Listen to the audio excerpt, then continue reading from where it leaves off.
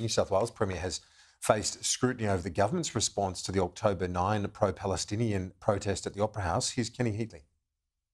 In documents tabled to State Parliament, senior police expressed concerns about unrest on the streets of Sydney a day before the pro-Palestine protest at the Opera House.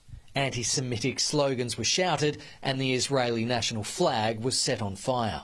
Those concerns were in regard to a decision by Premier Chris Minns to light up the sails of the famous landmark in the colours of the Israeli flag. Under questioning in his first budget estimates hearing as Premier, Chris Minns says it was a quick decision to show solidarity to the Jewish community. But when you see that footage on the Sunday, did you conduct or instruct anyone to conduct risk assessments for the lighting up of the Opera House on the Monday? I didn't, but my understanding is that New South Wales Police did do a risk assessment. The Premier says even though he was on leave the day of the protest, he had 11 phone calls about the Opera House and potential unrest. 7 were with his multicultural minister, 3 with the Jewish Board of Deputies, but only 1 with Police Minister Yasmin Catley. Did you have any conversations with the Minister for Police?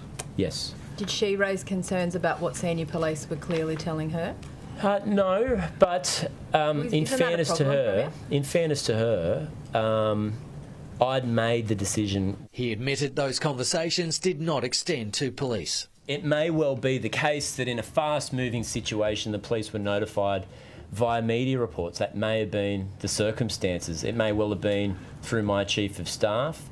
But in any event, a fast-moving situation, a decision needed to be made. Mr Minns says he was aware the protest was planned for the CBD and has apologised to the Jewish community for not creating a safe space for them to come together and grieve. Now, I have to take responsibility for it, because if the ultimate end of your questioning is was I informed and did I know, the police procedures for a protest from Town Hall to the Opera House, I was informed.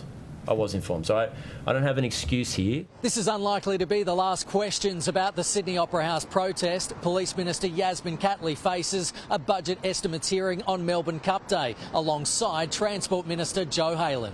The Premier was also pressed about the integrity of Labor candidates and drug policy settings ahead of a planned drug summit. He says he's open to drug reform but defended the use of sniffer dogs by police. If there are other deaths associated with drug consumption at music festivals that aren't related to overconsumption at the point of entry, then that mitigates in favour of the police's efforts to stop drugs coming into the music festival in the first place. Kenny Heatley, Sky News, Sydney.